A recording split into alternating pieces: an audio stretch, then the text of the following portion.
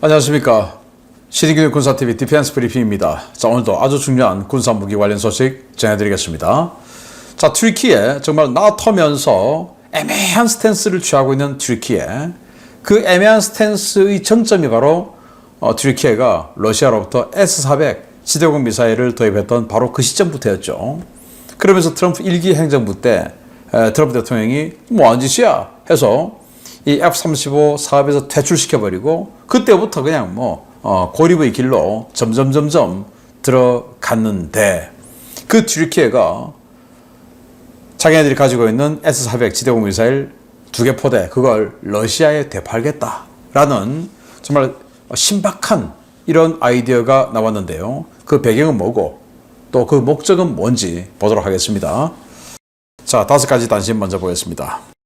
덴마크는 미국의 팩3 지대공 미사일 대신 프랑스의 샘프티 지대공 미사일 시스템을 구매하기로 결정했다라는 소식에서부터 브라질은 중고 알비온급, 영국이죠? 영국의 알비온급 상륙함 2번 함인 불워크함을 구매 계약하기로 계약을 체결했다라는 소식까지 보겠습니다. 첫 번째입니다. 미국과 그린란드 문제로 갈등을 겪고 있는 덴마크가 당초 도입하려던 미국산 패트리어트 팩3 대신 프랑스의 샘프티를 중거리 방공망으로 채택해 도입하기로 했다는 소식입니다. 전반적인 성능이 패트리엇에 훨씬 미치지 못하는데 역시 유럽 국가들의 무기 선택은 성능보다는 정치적인 고려 요소가 훨씬 더 중요한 모양입니다. UAE가 미국과 유럽의 제재에도 불구하고 러시아에 무기를 공급하고 있다는 의혹이 끊임없이 제기되고 있는 가운데 최근 러시아 푸틴의 친위대라 할 수 있는 국가 근위대에 UAE 스트레이트 그룹의 스파르탄 SUT 장갑차가 공급되기 시작한 사실이 확인되었습니다. UAE가 제재를 위반하고 있는 상황인데 트럼프 행정부가 어떤 대응에 나설지 지켜봐야겠습니다. 최근 사우디아라비아로부터 성능 미달 컴플레인을 받았던 중국산 레이저 무기 관련 소식 전해드린 바 있었습니다. 중국산 레이저 무기 신뢰성에 대한 의문이 제기되는 가운데 중국이 베이징에 드론 요격용 레이저 무기를 배치했다는 소식입니다.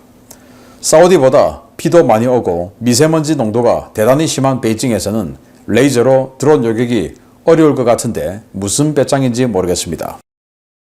4세대 이지스 레이더 중 하나인 스파이7을 탑재한 최초의 전투함 스페인의 F-110 보니파스급 이지스 소유함의 초도함인 보니파스함이 진수되었습니다.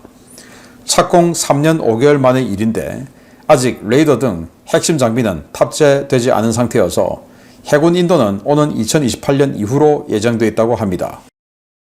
MOU 체결 후 5개월 가까이 후속 협상이 진행 중이던 브라질의 영국 해군 상륙함 중고 구매가 현실이 되었습니다. 영국이 알비온급 상륙함 불워크함을 조기 퇴역시키고 이를 브라질에 판매하는 계약을 체결했습니다. 브라질은 내년 불워크를 함대에 정식 편입시킬 예정입니다. 네, 덴마크. 트럼프 대통령이 그린란드를 내놓아라 라는 황당한 주장을 하면서 동맹이었던 덴마크가 완전히 이제 반미로 돌아서고 있는 상황이죠. 분노스럽죠.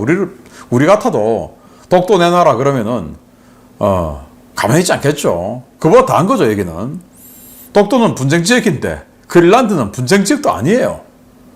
그리고 그린란드는 자원이 또 얼마나 많습니까? 그걸 세상에 내놔라 그러고 있으니 덴마크가 열받죠. 그래서 원래 패트리어트 팩3 살려고 했는데 그거 안 사고 프랑스의 샘프티를 사기로 했다. 근데 프랑스의 샘프티가 성능이 훨씬 못해요.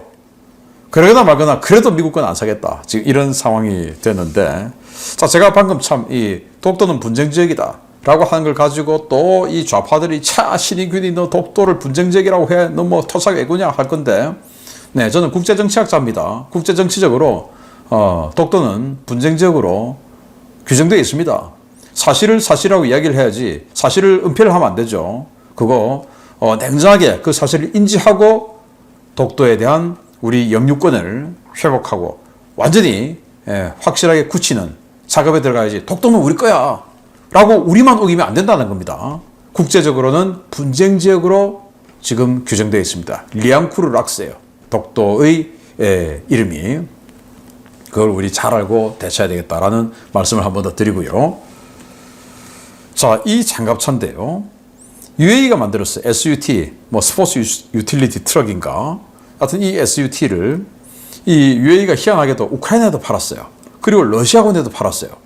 근데 러시아군에 무기 거래하면 안 되죠. 그런데 UAE가 팔았어요. 판 게 지금 들켜버린 겁니다. 그럼 미국과 유럽이 제재를 해야 되는데 이 UAE가 또 이 포지션이 중동에서 또 좀 이 덩치가 좀 있으면서 애매하죠. 이란 관련해서 이란 관련해서 또 같은 스탠스니까. 그래서 제재를 취할 수 있을지 없을지 모르겠으나 UAE가 아니 뭐 스포츠 유틸리티 트럭 이거 좀 몇 대 판다고 해서 무슨 큰 이익이 있다고 왜 이런 짓을 하는지 이해가 안 됩니다. 자, 이 드론 방어 무기, 레이저 무기를 열병식 할 때 배치를 했었다. 그리고 앞으로도 배치하겠다라는 건데요. 사우디아라비아에서 이게 뭐 드론 제모는 성능이 정상인데 레이저는 작동이 이거 뭐 말도 안 된다 이거 해가지고 컴플레인 했는데 사우디아라비아는 비도 거의 안 오고 공기도 깨끗하고 단지 이제 바람 불면 모래바람이 있어서 그때는 좀 심한데 이 베이징은 비도 많이 오고 그리고 항상 뿌연 이 황사에다가 미세먼지 완전히 그냥 미세먼지 그냥 뭐 집합체 아닙니까? 여기에 레이저 무기 갖다 놓고 사우디아라비아도 도저히 이 레이저는 못 써먹겠다라고 하는 걸 중국 같은 더러운 공기에서 어떻게 쓰겠다는 건지 이해가 안 됩니다. 자, 보니파스 스페인 해군이 이 알바로 데 바잔급 이지스함 가지고 있죠. 그건 방공함이고 그거 이제 스파이 1D입니다. 근데 스파이 1-7 훨씬 더 좋은 레이더 갖다 붙이고 이건 그냥 보명 구축함으로 쓴다는 겁니다. 올리버 하자드 페리급 요거 5척 있는데 이거 노후됐으니까 이걸 대체하는 용도로 이 보니파스 이 F-110을 만드는데 6,100톤입니다. 이걸 그 페리급 5척을 요거 6척에서 7척으로 대체하겠다라는 건데요.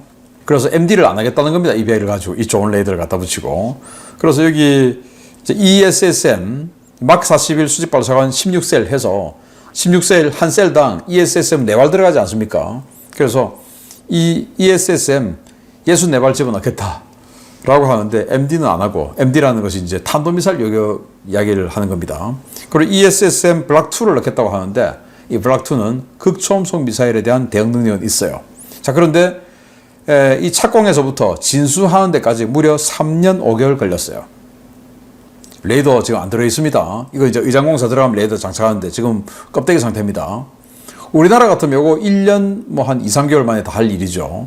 이걸 지금 3년 5개월 걸렸어요. 그리고 취획하는데 28년 이후 3년 넘게 걸린다. 우리나라 같으면 취획하는데 한 1년 6개월 정도 걸리지 않을까, 진수 후에.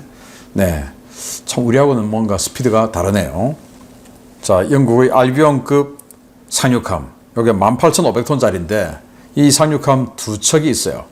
2척을 영국이 2003년도에 취획하고 작년에 다 퇴역했으니까 21년 사용하고 퇴역시켰어요. 왜냐? 유지비만 많이 들고 별로 쓸 데도 없다 해가지고 퇴역을 했어요.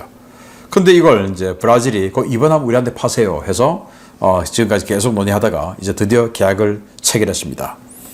18,500톤이고 710명 병력을 수송할 수 있는 그런 상륙함입니다. 자, 뭐 브라질 같은 경우는 워낙 덩치가 큰 나라니까 북쪽에서 남쪽으로 뭐 이동시키는 이런 용도로 써야 할 필요도 있죠. 그래서 중고로 싸게 샀으니 브라질 입장에서는 좋겠는데 영국은 정말 기가 막힙니다. 이제 상륙함 이런 거 없어요. 이제는 대영 제국 옛날의 이야기가 되어버렸습니다. 자, 중요 소식 보겠습니다. 최근 S-400을 대체할 수 있는 자국산 중장거리 방공 시스템 개발에 성공한 튀르키예가 미국과의 관계 개선을 위해 S-400을 러시아에 되파는 방안을 논의 중이라는 소식입니다. 튀르키예가 S-400을 포기할 경우 F-35 프로그램에 다시 합류할 수도 있는데 어차피 이렇게 될 일, 도대체 왜 그 사단을 자초했는지 모르겠습니다. 튀르키예가 거의 사용하지 않고 있는 S-400 방공 시스템을 러시아에 되파는 방안을 검토 중이며 해당 구상은 러시아의 제안에 따른 것이라고 튀르키예 군사전문지 네페스가 보도했습니다. 보도에 따르면 러시아는 지난 2017년 튀르키예에 25억 달러를 받고 2개 포대를 판매한 S-400 방공 시스템을 최초 구매가보다 좀 더 저렴한 가격에 다시 인수하는 방안을 제안하고 관련 협상을 진행 중입니다. 튀르키예는 지난 2016년 군부 쿠데타가 발생해 에르도안 축출을 시도했지만 러시아의 정보 지원을 받은 에르도안이 반격에 성공하면서 군부 대숙청이 진행되었었는데요.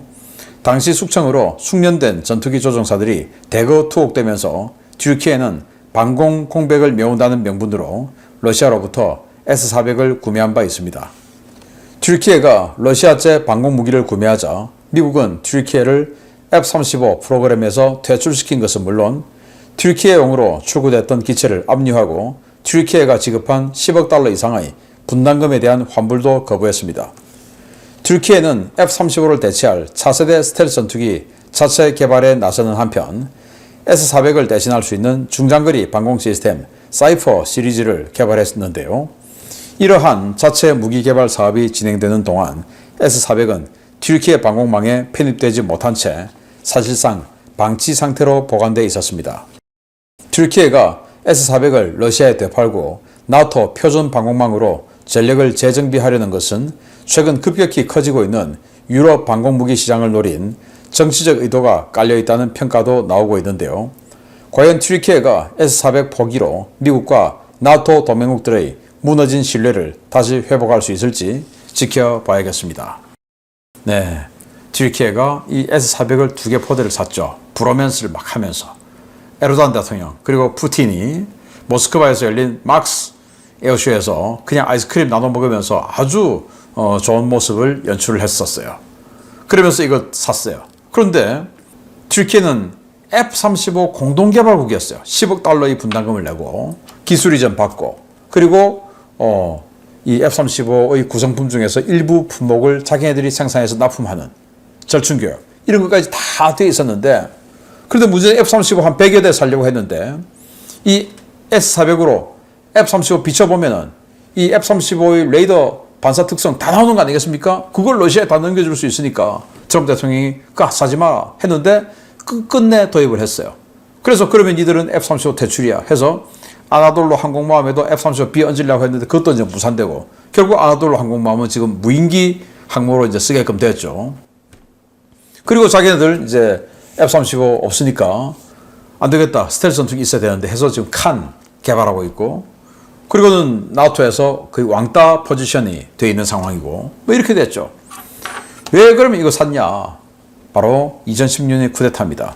당시 에르도안 대통령이 휴가 갔어요. 휴양지에서 즐기고 있는데 쿠데타가 일어나는 겁니다. 그걸 러시아에서 푸틴 대통령이 알려준 겁니다. 전화해서 야, 너 지금 그건 놀 때가 아니다. 지금 쿠데타 한다니까 빨리 가봐. 해가지고 그걸 초창기에 제압을 해버렸어요. 준비를 딱 해가지고. 그러니까 이제 에르도안 입장에서는 푸틴이 너무 좋죠. 자기가 축출될 것을 구해줬으니까. 그러면서 이제 브로맨스가 시작된 겁니다. 그런데 그 대가로 F-35 프로그램에서는 퇴출이 됐어요. 자, 이거 튀르키예 국기 붙어 있습니다, 여기. 튀르키예 용도로 만들었던 게 튀르키예 조종사들이 와서 훈련까지 했어요. 그런데 니들 안 돼, 못 줘. 해가지고 6대 만들어 놓은 거 미공군이 압수해버리고 이렇게 됐습니다. 그런 거 이제 다시 들어갈 가능성이 높죠. 자, 그러면서 그 사이에 튀르키예가 이 모든 진짜 이 A에서부터 Z까지 모든 무기를 국산화 작업에 들어갔어요. 그래서 사이퍼라고 하는 방공 시스템을 개발했는데 지금 이제 사이퍼1 개발 완료 단계에 있어요. 여기 사거리 100km짜리. 사이퍼2는 150에서 200km. 사이퍼3는 400km. 이렇게 단계적으로 개발하는데 일단 1을 개발했어요. 자, 그러니까 자, 이거 S-400 필요 없다. 또 러시아 입장에서는 지금 전쟁 중이니까 S-400이 부족하죠. 계속 우크라이나 드론에 맞아서 깨지니까. 야, 니들 어차피 안 쓰는 거, 우리에게 다시 되팔아라. 이제 러시아가 먼저 제안했고, 튀르키예도, 그거 괜찮은데? 자, 이렇게 된 겁니다. 자, 이거 팔고 나면, 그러면 미국은 다시 우리에게 F-35를 주나? 자, 이런 이제 여러 가지 생각을 하게 되겠죠. 그러면서 튀르키예는 자기네들이 만든 사이퍼에서부터 이 아주 다양한 라인업, 단거리에서부터 장거리까지 다양한 라인업의 방공무기를 쫙 다 만들었어요. 이 라인업 보면 한국보다 훨씬 탄탄합니다. 라인업이. 그리고 개념도 훨씬 앞서 있어요. 우리 한국은 뭐 말도 안 되는 천호, 국지방공 레이더 이따위 거 진짜 정말 뭐 쓰레기 같다라고 표현해도 될 그런 무기가 있는데 여기는 라인업 탄탄합니다. 물론 이 카탈로그 데이터가 구현되는지는 모르겠어요. 이 라인업을 가지고 유러피안 스카이 실드 사업에 진출하겠다. 왜? 지금 유럽이 자기네들이 돈으로 만든 거 다른 데 주지 말자. 우리가 다 쓰자. 해가지고 유러피안 스카이 실드 사업이 하는데 그거 지금 독일, 프랑스가 거의 양분해서 먹고 있죠. 이걸 내가 한번 해보겠다. 근데 S-400이 있으니까 걸림돌인데 걸림돌을 러시아가 돈 주고 사가겠다고 하니까 너무 좋아. 자, 이런 상황이 아닌가라고 생각이 됩니다. 아유, 진작에 그랬으면 얼마나 좋았을까요? 왜 그걸 여태까지 쓰지도 않고 가지고 있었을까요? 못 쓰죠. 왜냐? 방공 자산으로 사용할 수가 없어요. 왜? 나토 방공망에 집어넣어야 되는데 그러면 나토 이 정보가 다 새 나가는데 못 넣게 하는 거죠. 그래서 그동안 그냥 세워놓고만 있었습니다. 그러면서 외교 관계는 파탄나고 괜히 그거 사가지고 자, 지금이라도 원상회복하기를 바랍니다. 마치겠습니다. 감사합니다.